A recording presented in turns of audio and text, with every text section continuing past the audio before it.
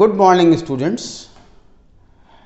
Today we will be taking the topic of benign prostatic hyperplasia. This topic I will be covering in three parts. In the part 1, we will limit ourselves to clinical evaluation only. Now you understand this benign prostatic hyperplasia is most common benign tumor in men. Just think of a scenario. 65-year-old male presenting with thinning of urinary stream, increased night frequency and sense of incomplete evacuation for last 3 years. When he came to your outdoor, you did per rectal examination, you found there is a firm, smooth and non-tender prostatic enlargement with mobile rectal mucosa over it, and the upper limit of the prostate is not reachable. Now, with this scenario, question is, what is the probable diagnosis and why? How you will investigate such a patient to arrive to a confirmatory diagnosis, and how you will treat. So, that is the scenario we will be working with you. The learning objective of all my three parts will be that the student, after listening my lecture, should be able to understand the etiology of BPH, should be able to diagnose based on clinical presentation, should be able to confirm the diagnosis, should be able to prescribe the correct treatment, and of course, should be aware of complications if not treated of disease as well as of the treatment. Whatever topic material I have taken from Bailey and Love, Short Practice of Surgery, 26th edition, Campbell Walsh Urology. Then we have got online platform, the clinicaluptodate.com, and various issues of journals. So, I have taken the topics, the content from these resource material, and I will be presenting you my lecture.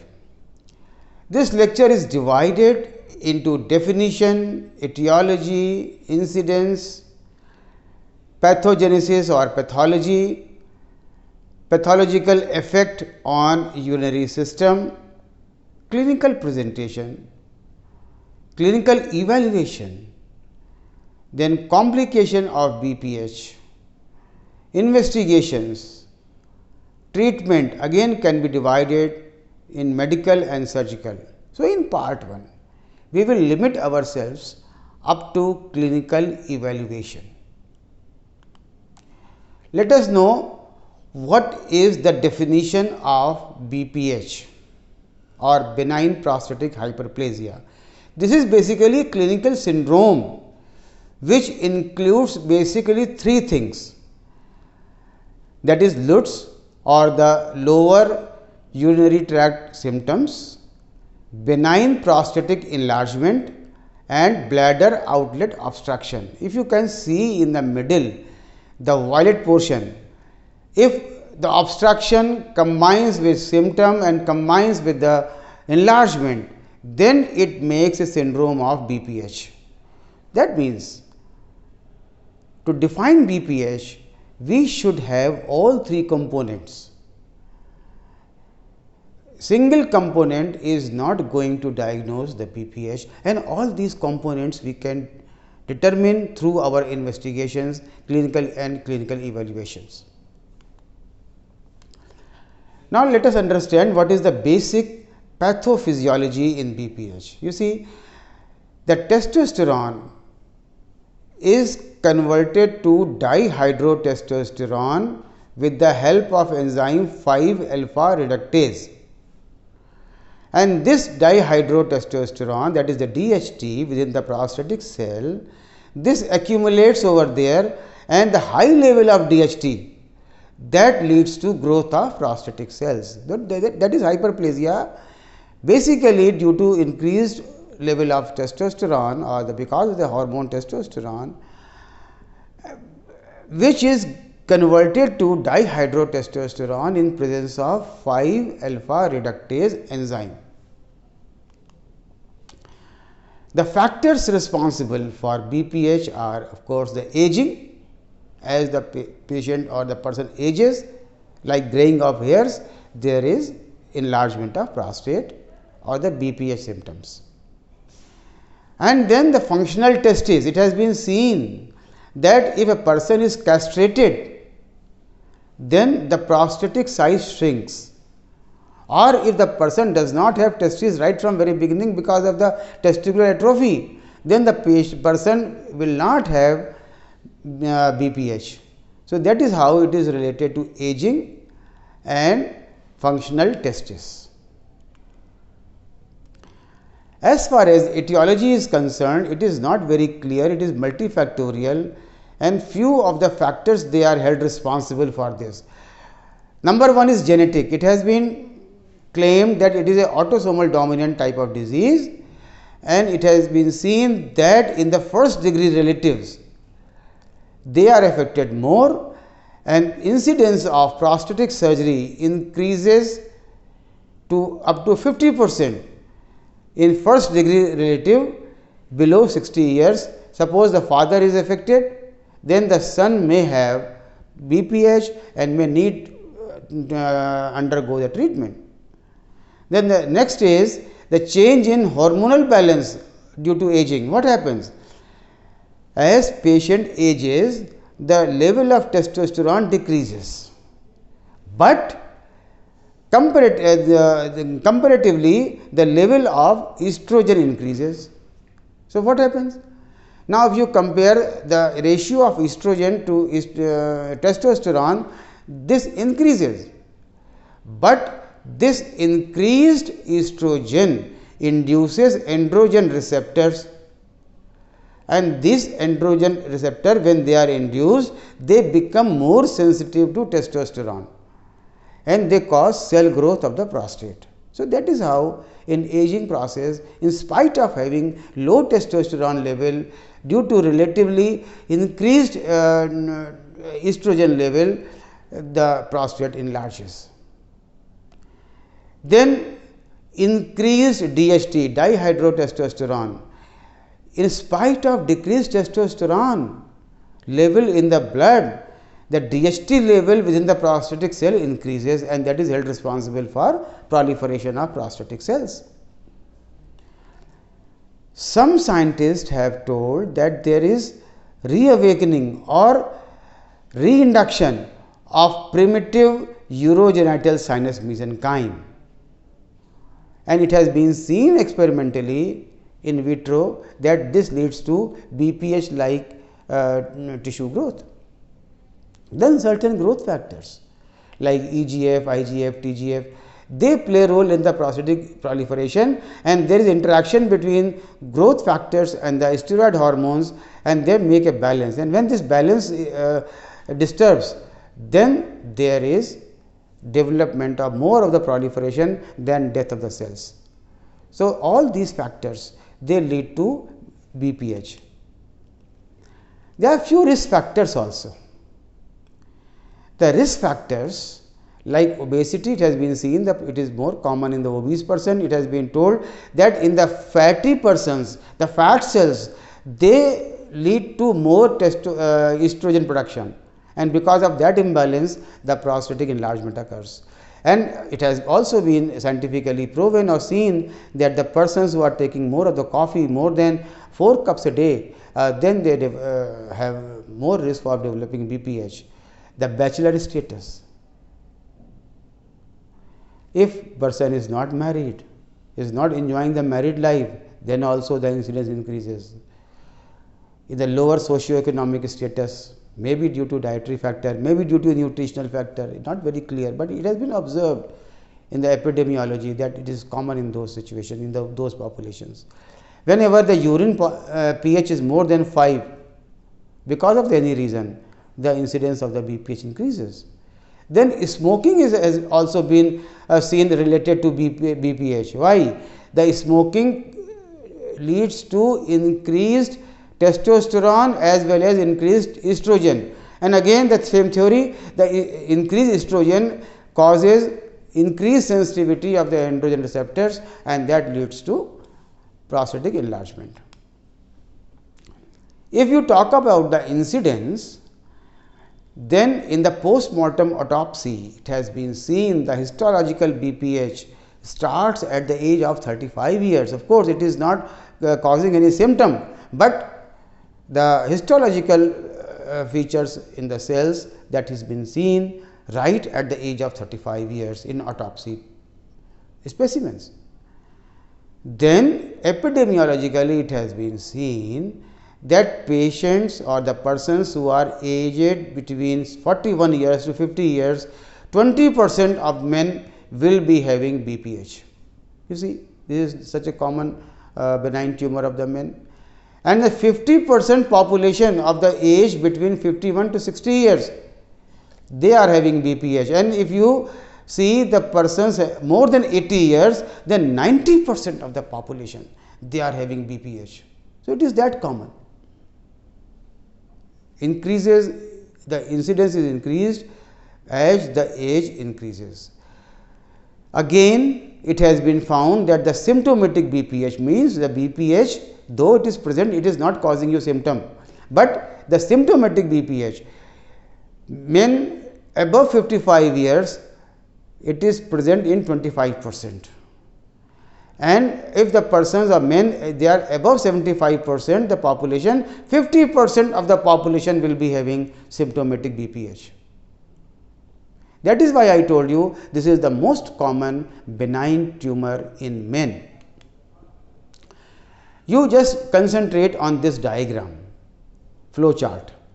If you see the pathogenesis, the hypothalamus in our brain, that affects or stimulates pituitary through LHRH.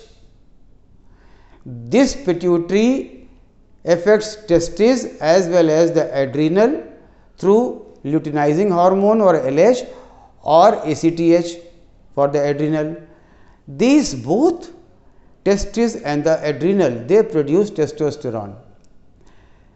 This testosterone, as I mentioned earlier, in presence of enzyme 5-alpha reductase, converts into dihydrotestosterone within prostatic cell, and this leads to prostatic proliferation.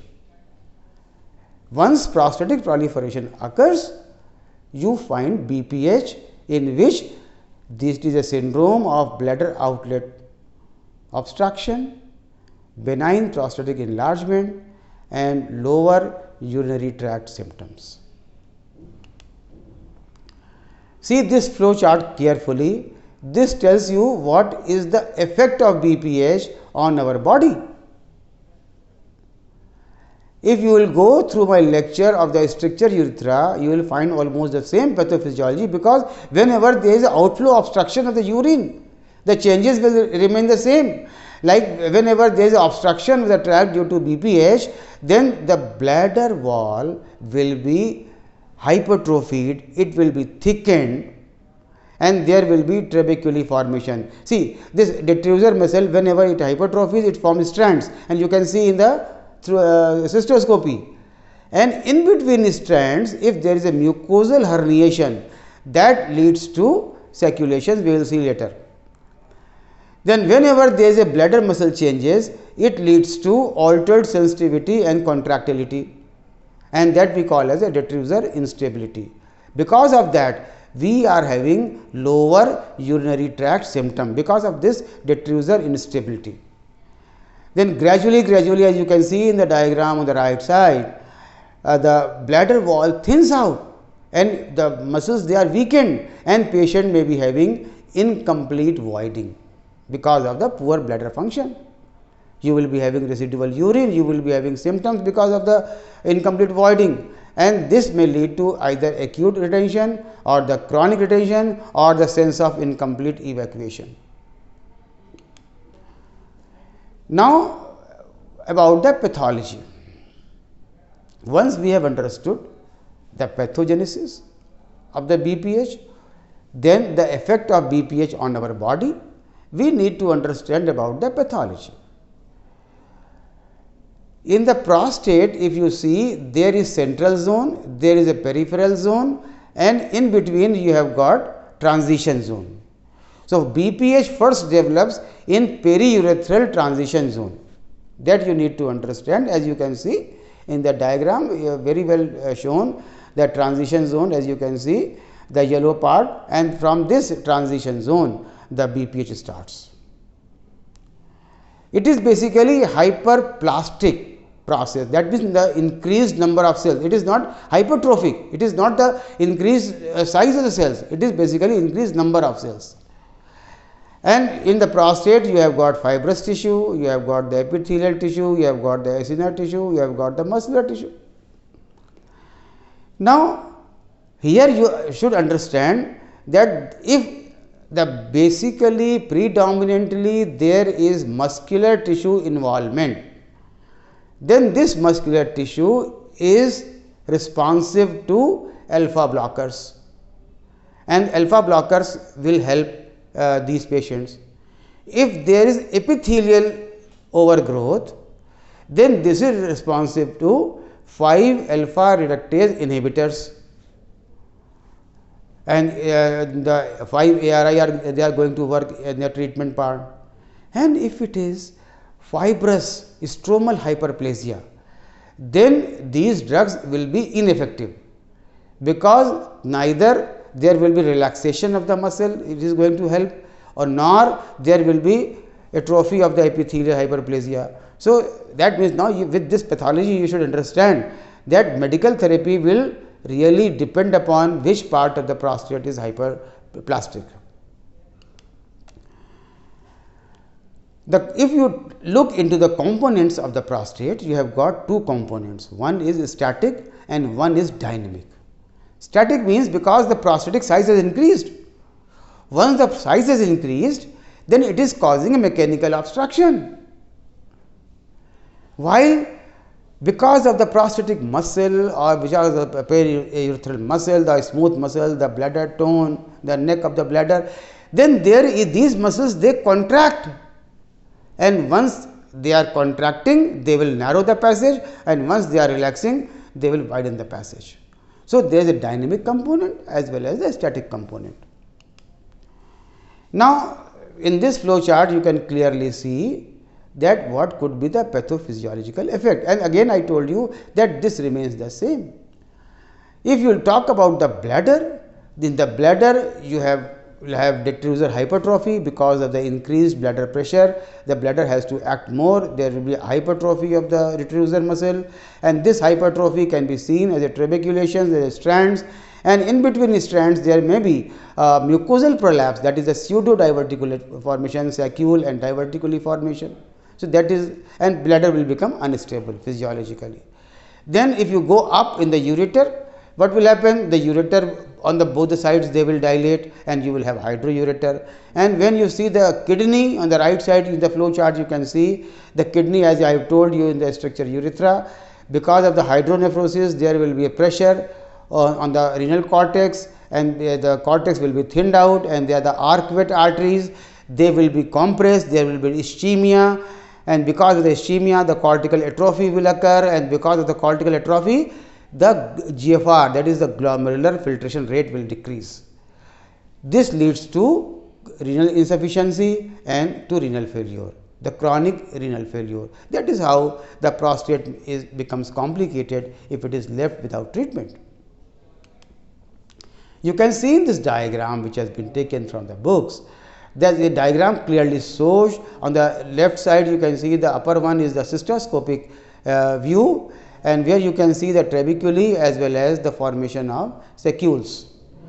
If you see the down below the black and white, you can see this is the saccule is forming a sort of pseudo diverticulum, the mucosa is prolapsing out between two trabeculae. If you see the middle one, you can very well see that the bladder muscles they are hypertrophied, both the ureters they are dilated, hydroureter, and there is hydronephrosis, hydropelvis, and leading to cortical thinness.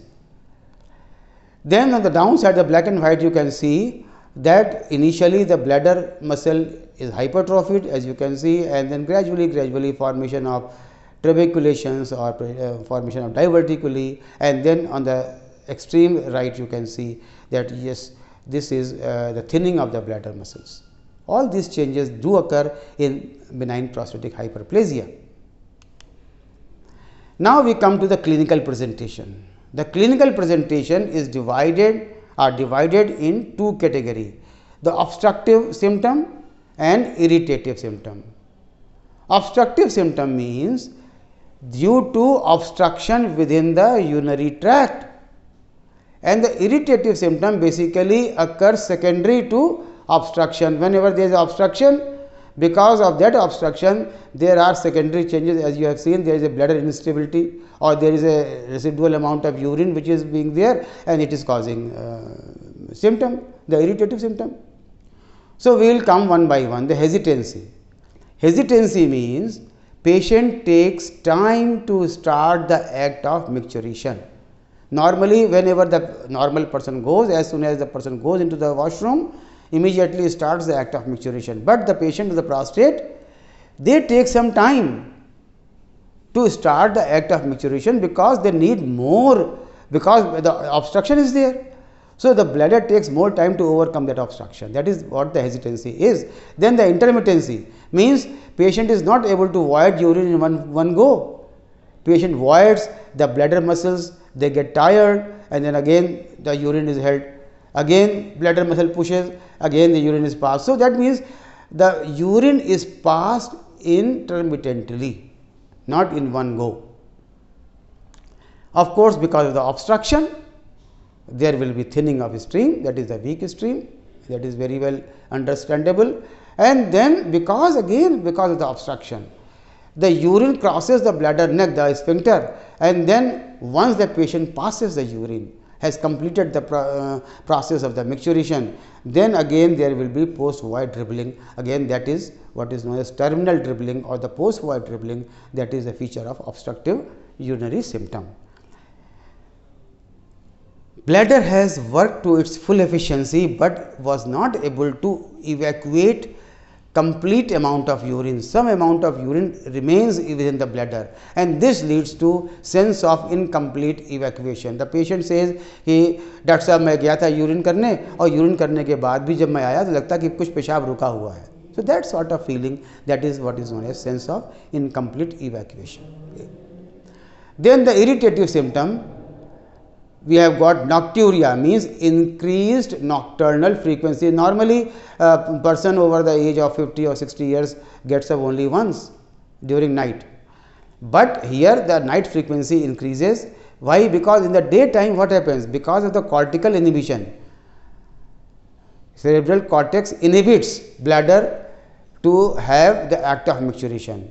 Because of this cortical inhibition, we are able to hold the urine. But during night time sleep hours, this cortical inhibition goes away, and as soon as there is a sufficient amount of urine formation, it leads to sensation of micturition, and that is what the reason is nocturia. Then the frequency, day frequency, if the patient passes urine within 2 hours, suppose a person goes for a urination and again in less than 2 hours feels again to go for the washroom, that means the frequency, that is the frequency, day frequency.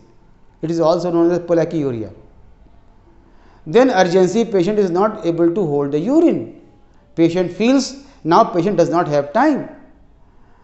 If patient does not get the washroom in time, he may pass urine in the clothes, that is what is known as precipitancy. And the dysuria means difficulty in passing urine or painful micturition because of the UTI. So all these things are irritative symptoms. Based on these symptoms, the symptoms are evaluated on a scale, on a score, what is known as International Prostatic Symptom Score, IPSS, or AUA, American Urological Association score. So whenever patient comes to your outdoor, patient is given a sheet, and in that sheet patient has to fill the form, the tick, and accordingly you calculate the score, and that is what is known as IPSS score or AUA score. Once you have done, and based on that AUA score, you categorize your patient into mild, moderate or severe symptom. I will tell you in next slide. Then after you have taken proper history, you will do per rectal examination and per abdominal examination. In the per rectal examination, in the left lateral position, you will feel anteriorly the prostate. Prostate feels firm, elastic, non-tender, smooth, and mucosa over prostate is mobile. You may or may not reach the upper limit depending upon the size of prostate. In the abdomen, basically you see for any secondary effects due to prostate, like the bladder lump. Suppose the patient is having chronic obstruction, patient may not be aware, you find that there is a bladder lump. Then there could be hydronephrosis bilaterally, you can find abdomen, both the kidney lumps. So you need to examine abdomen also. You see here, this is what I was telling about the IPSS score or AUA score. Patient is given a form and that has got 7 questions.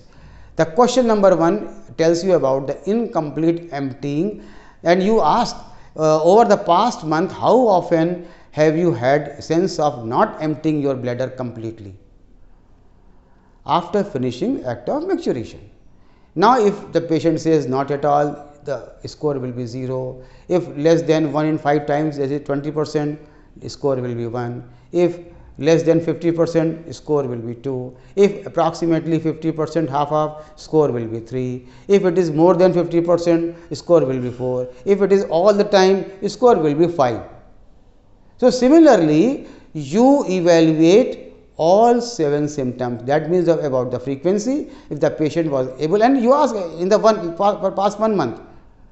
So how many times or you have gone to micturate hours, that is what the frequency is, the intermittency, whether you are able to pass urine in one go or you have to just stop and then you start the act of micturition, and then the urgency, are you able to hold the micturition, the urination or not when you feel like. So all these things you have a good scale and you number it.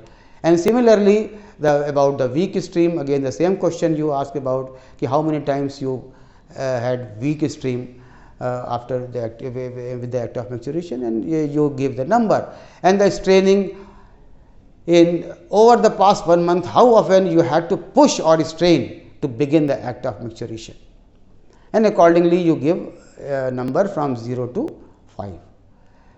As far as nocturia is concerned, you will ask the patient that how often you get up. Suppose you go to the bed and you get up in the morning, how often you get up for act of micturition. 0 for 0 time, 1 for 1 time, 2 for 2 time, 3 for 3 time, 4 for 5 time, 4 time, and 5 for 5 time or more.